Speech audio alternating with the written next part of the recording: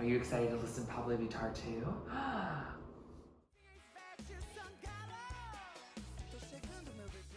Hi America, my phone, and welcome to another video. I don't know if you can tell, I have a dog right here I'm petting. There's another one that's outside, so if you hear some pitter-pattering or I may seem distracted at some points, they may come in and out during this, so just be forewarned. But today we're getting back into Pabllo Vittar. It's been a minute, I know. I really have loved my time with Pabllo Vittar.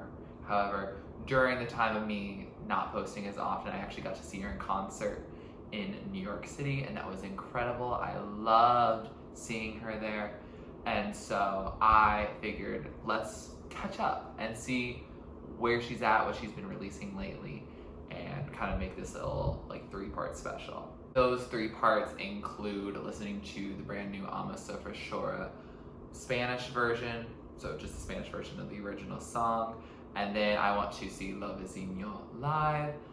I Am Pabllo, but it is separate from the actual I Am Pabllo disc. And then finally we're gonna wrap up with the Follow Me music video, which features Rina Sawayama, another artist I'm really just in love with. And so yeah, I hope you're ready to just catch up with Pabllo Vittar with me. Anyway, let's get into it. First we're gonna start with the Sofre Chora Spanish version. I unfortunately don't have my speaker with me, so it might be a little quiet, but we're gonna do our best. Okay, yeah, bring in that good Foro. Bravo music, let's go.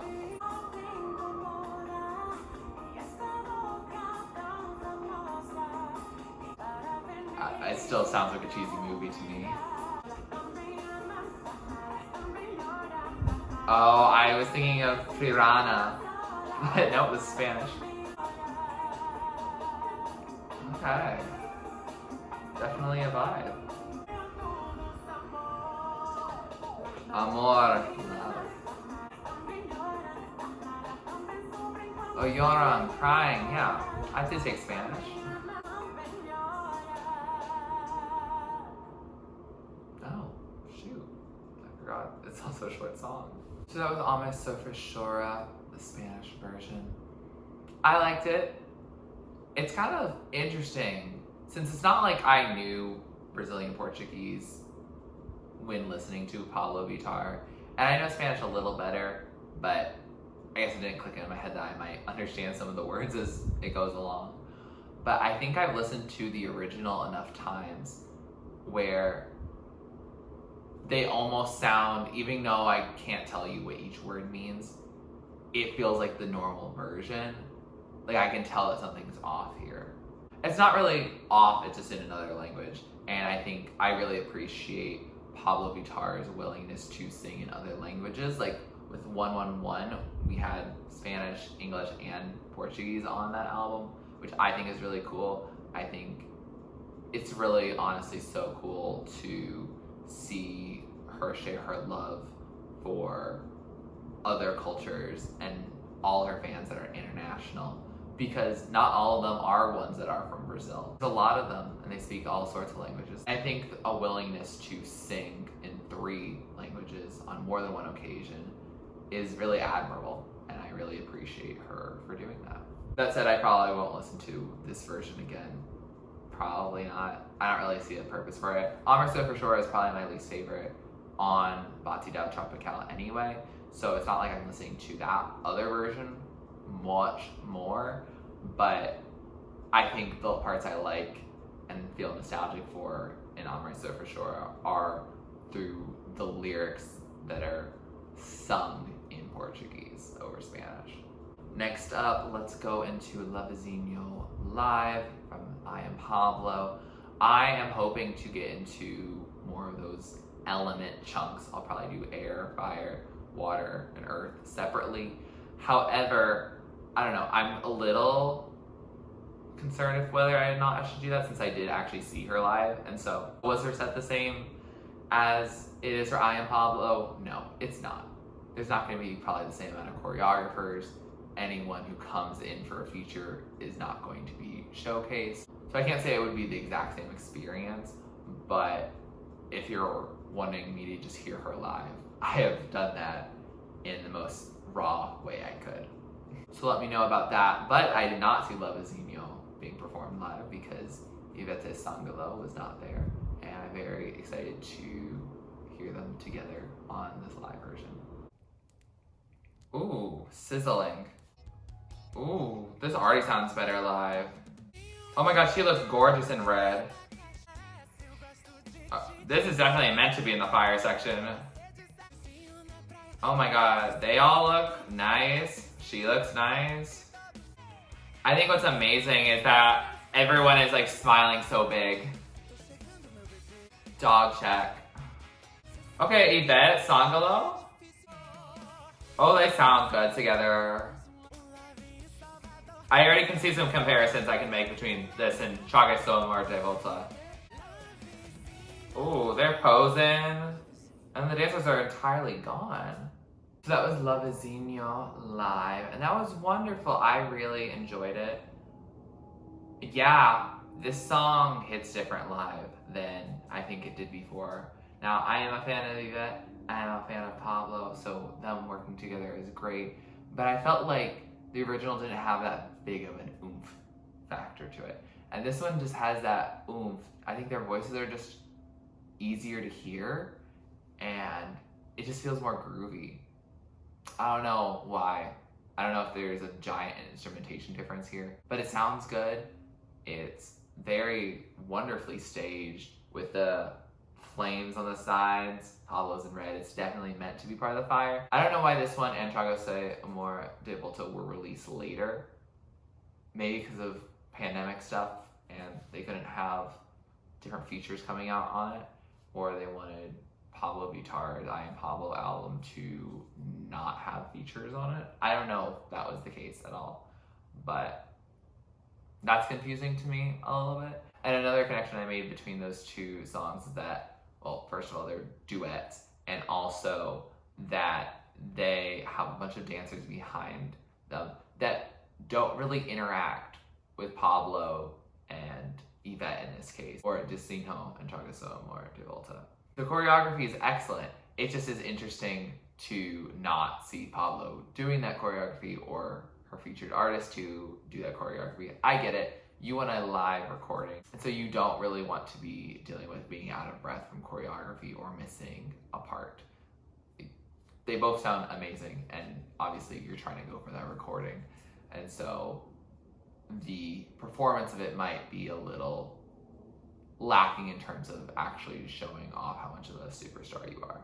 That said, it's definitely something I would return to, probably more than TurtleStormer de Volta, because I felt like TurtleStormer de Volta sounded like the studio recording essentially, and so I think this one will really sound a little more unique and might actually get me more interested in listening to this song as a whole, whereas TurtleStormer de Volta, I would listen to it regardless. Now, last but certainly not least, we are going to watch the Follow Me music video. I'm not doing the song today because I have heard it. Specifically, I heard it at Pabllo Vittar's show because it had happened after this song had come out. And then I think I listened to the regular recording once. I haven't like processed it. I know it's Serving Face like Supermodel. It's a, you know, a club anthem, a queer anthem, that type of thing. So I'm excited to see how it's visualized with both her and Rina Sawayama, a queen in her own right. Okay, TV screen. Oh, TV off. Okay, who is that? Okay, that headdress. I like the color scheme in here, like black with all these neons. Okay, this is all quick changing. I like that choreography, it's fun. Oh, now we're getting a retro vibe. I love this look. This also feels kind of 80s. Very 80s. Naomi Campbell, Supermodel. Okay, this definitely sounds a lot better in this headphones. Okay, Rina, show off. Is this second verse the same as the first verse? Okay, they're giving her an old retro feel too. Her English in this part is very clear and good. work all angles. Okay, they're really working all angles. Oh, I like that shift, like that profiles. They are making it very disorientating. Okay, I'll follow you. So that was the Follow Me music video, and iconic. I love that color scheme. It gives retro 80s, 90s feels, maybe even 2000s feels. I don't know. Black with neons. Something about that is just wonderful. I like that color scheme a lot. I also just love the confidence that both Pabllo Vittar and Rina Sawayama are really giving here. They're giving a lot of good choreography. They're giving a lot of good looks. They're giving a lot of aesthetics that I really vibe with. It's not a complicated music video. It is just really trying to be visually appealing and show off their confidence and show off some talent, and also just show off this really fun song that they made. This music video, I think, would be great at a club or some place where they're doing remixes of songs, but they also show the music videos from which these songs are coming from, or these remixes are coming from. I think of Blow from Beyonce, is self-titled. They had that roller skating aesthetic going on. I feel like this also works within that. I think someone could make a fake music video combining elements of that music video and this one and make it be like, oh, it's a song featuring Beyonce or something like that. The song altogether is just pretty fun. I'm not gonna say it's my favorite Pabllo Vittar song or my favorite Rina Sawayama song. Yeah, because I think it's just a fun collaboration. I can't tell if they're in the same room. I don't have any moment in time there where they definitely have to be in the same room. There's times where they have like their likenesses and their faces next to each other, but I think those were edited in. I don't think they were, just because of distance and figuring stuff out. I think that's something that just gets used to for artists like Pabllo Vittar and maybe Rina Sawayama. I don't think Rina Sawayama has done a ton of collaborations, but Pabllo Vittar has certainly done a lot of collaborations. And especially if you are collaborating with artists that don't live in the same country as you, or the same continent, or even the same hemisphere, since Rina Sawayama is from the UK and Pabllo Vittar is from Brazil. And Pabllo Vittar has also been touring for a lot of this time period. So I wouldn't put it past them to be in different locations just by happenstance. I'm sure they love each other very much. Like, they were both on the Dawn of Chromatica album.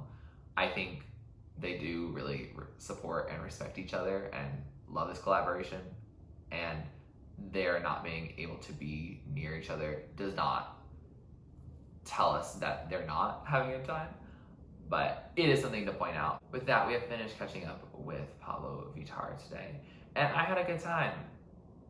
Nothing necessarily blew me out of the water, because I guess nothing was necessarily all that surprising. I've heard all three of these songs in some capacity before, whether it's Sofre Chora, the original, or Lovezinho, the non-live version, or if it's just the Follow Me song.